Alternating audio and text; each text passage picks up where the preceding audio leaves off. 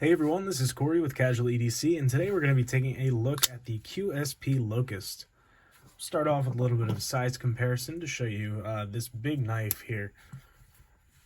On the bottom here, we have the 84mm Victorinox Cadet. We'll be lining these up pivot to pivot. And we also have a Benchmade bug out sporting some aim front scales. So you can see overall, it's a big knife. When I say big, we're talking about an overall length of 8.75 inches with a blade length of 3.875 inches and handle length being 4.875. So that blade length brings us in just a eighth of an inch under 4 inches. So it is a big knife, at least for my standards. The bug out's usually something on the larger side that I may carry.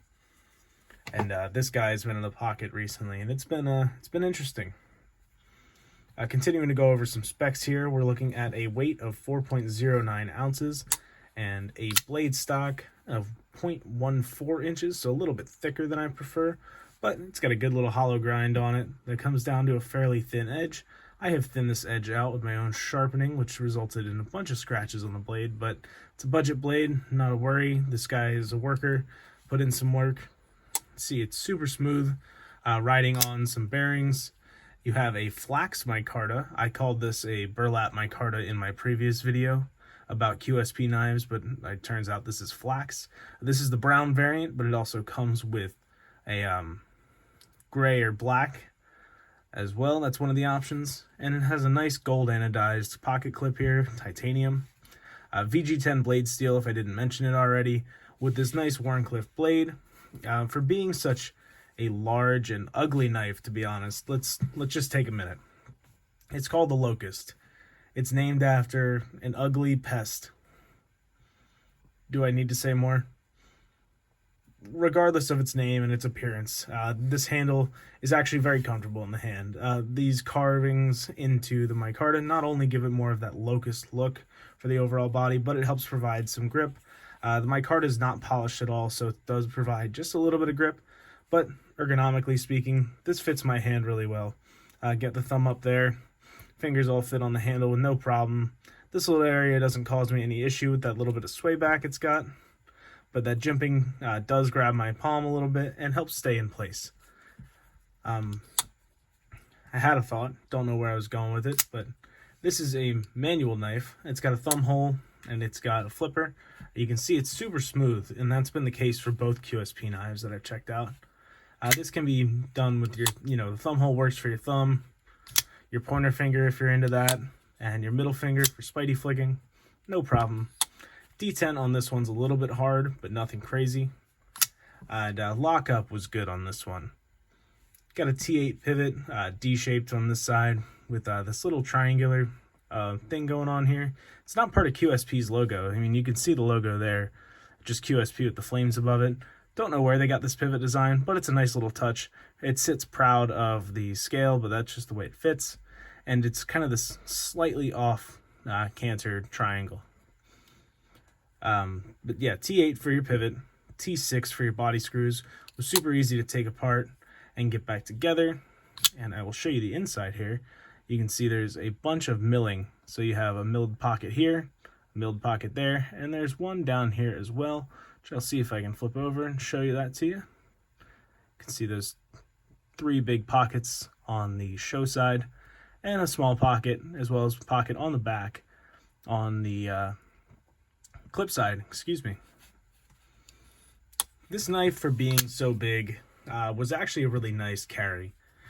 Normally I carry some lighter knives like the TRM Atom or the Benchmade bug out, but carrying this guy at 4 ounces really wasn't much of a big deal. I've carried the Shaman a little bit recently as well, and that's a heavier knife, as I'm sure many of you know, and it's also a big knife. So knowing how that's been in the pocket, coming from Spyderco, well-known company, well-beloved knife, this has actually really surprised me. So it's fit beautifully in the hand, it cut really well, and as big and ugly as it is, it puts in work. This Wharncliffe blade is super utilitarian. You have a nice fine tip if you need to use it, but you also have a decent blade stock on this, so your tip's not too delicate.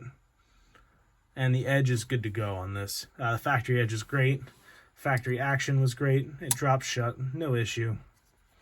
and overall, just a really good little piece. I don't have a whole lot to say here. Value-wise, it's going to kind of be up to you. In terms of value, this is going to fall right on par just about with a Spyderco Delica, being both in VG10. Here you're getting your micarta, liner lock, flipper, manual, knife, all that, coming in at just under $89 at $88.99 on Blade HQ. So you tell me whether that's good value to you or not. It's a big knife, that's for sure. You're getting, plenty of blade, a good edge, good action, and micarta scales, good milling on the inside to reduce that weight. So you tell me, what do you think of that price? $88.99 for VG10 micarta, steel liners, and a titanium pocket clip. I don't know where I feel. I don't know how I feel about that. It's it's obviously it's close to $100. You can get some other steels for $100, but VG10's not as bad as people want to say it is. It's a good everyday carry steel. You might need to sharpen it a little bit more than other stuff, but it's certainly not on the budget end of things. It's not D2. D2 can be really good, but it's not like a Chinese D2 that you see coming out. It's definitely not HCR13 MOV, N690, those kind of things.